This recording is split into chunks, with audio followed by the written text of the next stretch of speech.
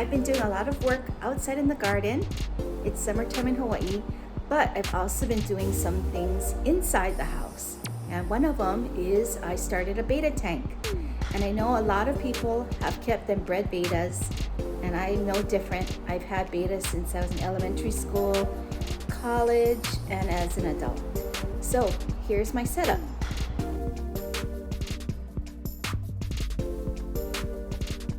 So here's my new fish tank. Ta-da! So the first thing I did before I bought my fish was to figure out what kind of tank I was gonna get. And I knew that I didn't want to keep, my fish in a very small 1 gallon tank or even a 2.5 gallon tank. So I did end up going with this Fluval 5 gallon Aquarium Tank Kit. And in the kit, it came with lighting, which I really like. It's really nice and bright. It really shows the plants and the decor nicely, as well as it did come with its own filtration setup and a pump. The pump is a little bit too strong, so I did add some sponge filter and I put it over the nozzle just so that the current wouldn't be as strong for my fighting fish. So that was what came in the kit. And I also went ahead and bought separately a sponge filter, and at the end of that line there's actually an air stone, and I just thought that would add another more surface area for the beneficial bacteria to grow and to live, and to help to break down the ammonia in the water that was being released by the fighting fish and as well as the snail.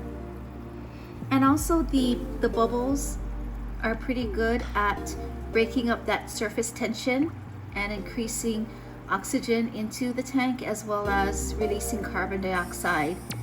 And I know that fighting fish, they are air breathers. They do have to come up for the air, but also I just thought it might be helpful for the snail, and if in the future I wanted to add another little fish in here, and that would be really a good thing to have. Other hardware kind of stuff was the centerpiece, the driftwood, and I really wanted to add the driftwood to create a more natural look. So I did go with this spider driftwood here. And when I first put the driftwood in the tank, it started to develop this whitish like gel-like thing on the surface. And when I Googled it, it said that was basically microorganisms, I think bacteria, some said fungi, and it was not harmful to fish, so I wasn't too worried. And I took out the driftwood, washed it off once, and I put it back in, and since then there hasn't been any more of that growth on the on the driftwood. Or maybe the snail helped to remove that gelatinous material. But that was all the hardware that I was had to think about. And then the next thing was what kind of substrate I was going to add and plants.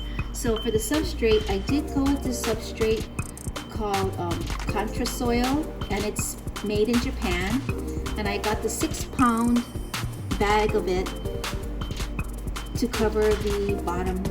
Now it was very expensive, but I feel it was worth it because I feel like it, if you can see, it's really circular, so it's not jagged like lava rocks, so it's not gonna hurt any of the fighting fish fins, and it's gonna be a smoother surface for the snail to crawl over. And there's just enough weight to add anchorage to the plants that do need to be rooted into the substrate.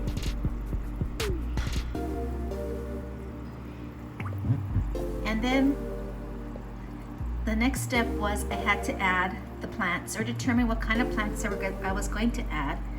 And because I'm pretty, you know, a new beginner to this, you know, setup, I wanted to make sure I had plants that are very easy for first timers like me. I mean, even though I've had tanks for many years, my plants always melted away, and I always ended up using like plastic or fake plants. So in this tank, I added some Anubias, and it's right there, Anubias Nana Petite.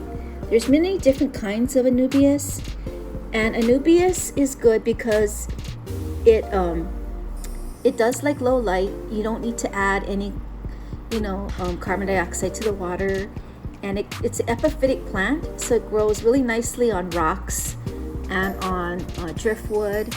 It doesn't like to be submerged. It likes its roots above the substrate.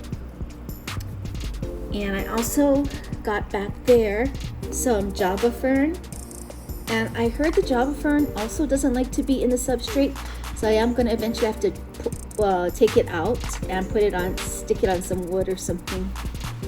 And then I added some grass-like plant, which I don't know the name offhand, Elodia or Elodia, which there. Also added some crypts and the merino moss ball, which was taken off was not available in the US, but has since come back into the market. And I think it's really cute. I also wanted to add some floating plants to the top, and this is a Bacoba. You can see the roots reach down, and it just adds another layer of interest to the tank. It's a good place for the fish to kind of hang out and rest on the leaves. You can either grow this as a floating plant, or you could put it into the substrate. And finally, I have my pothos plant, a very easy to grow house plant that you can buy anywhere. And I took off a branch and I stuck it into the filtration system so it can suck up any of those nitrogenous wastes.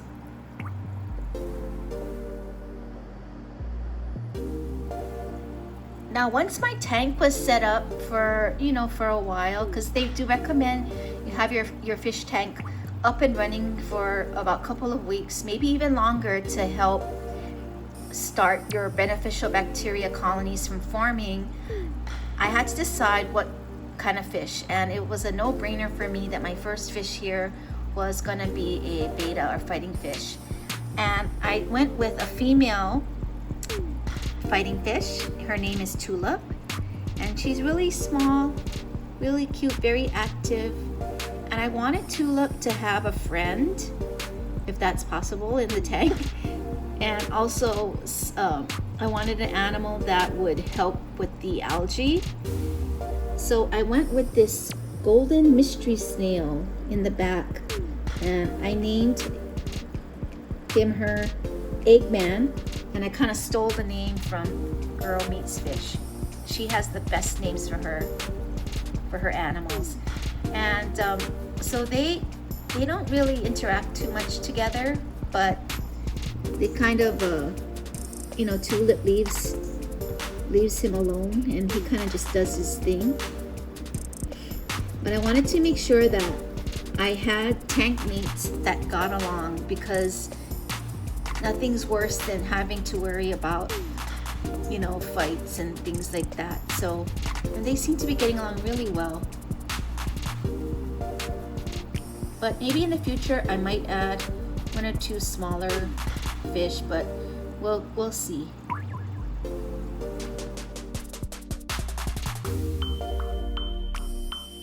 So keeping a fish tank properly does require spending a lot of money up front, and so I wanted to do things the right way. So I did go ahead and purchase the Ammonia Test Kit, just because, again, fish, snails, anything alive in there is going to, besides the plants, are going to produce ammonia, and if it builds up into toxic levels it can be very harmful for the fish and for the snail.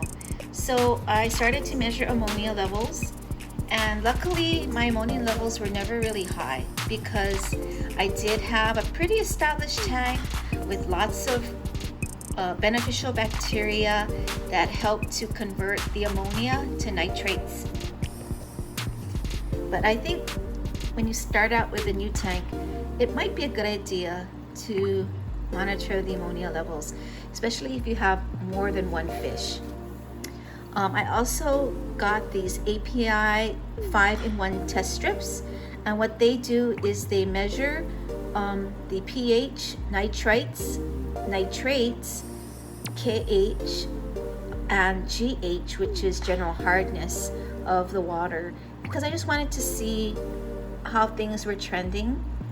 And so far I've been really good, and I mean, you know, the tank has been really good at not having very much nitrates and nitrates.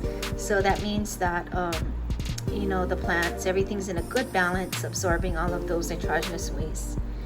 And the pH was 6.5, which is okay for the betta fish and the snail. But the KH and GH are very low, almost zero, and it's because in Hawaii we have very soft water. So I went ahead and got this product by Seachem called Equilibrium, and basically it is a powder that adds more calcium and magnesium to the water to increase the hardness level of the water. And this is really important if you have snails, because the shells, of course, are made of calcium, and if you don't have enough calcium in your water, the shell of the snail will start to disintegrate. So, and it's also good for the fish as well as the plants. So I did go ahead and add some of this in. I followed the directions based on a 5-gallon tank, but I went half strength because I wanted to do it gradually. I didn't want to increase the water hardness really rapidly. And the other things that I also purchased were these easy root tabs, and those are for the plants that are have the roots in the substrate. And because the substrate comes without any nutrients, you do need to add in some nutrients if you want your plants to grow really well. And so these capsules, you just put it straight into the substrate, and Girl Meets Fish came up with an easy way. You just poke a hole in it and squeeze it underwater, and so that it will not pop back up when you put it under the substrate, but it will stay in the substrate. And she also recommended putting it at a slant, so again it stays in better. So I use this at the base of each plant, and it's once a month. Okay.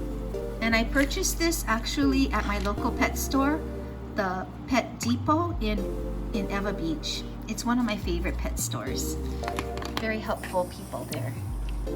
I also got this also from Aquarium Co-Op. It's all-in-one fertilizer, and I really like this fertilizer because it has a pump mechanism here, and all you have to do is follow directions and then just pump into the aquarium. And this is really helpful for those plants that have their roots not in the substrate. But it also probably will sink down and help those rooted plants. Another thing I had to consider was what kind of food to feed my betta fish. So I did go with the Aquarium betta food. Hikari is also a really good brand to get. And I got this Hikari sinking wafers, and they are really good because they do sink down pretty fast. And so the snail and even Tulip seems to enjoy it. So I just put like 1 or 2 a day, and it just kind of sinks to the bottom. And eventually Tulip and the snail will go towards it and eat it. But I like it because they like it and it doesn't clog the water.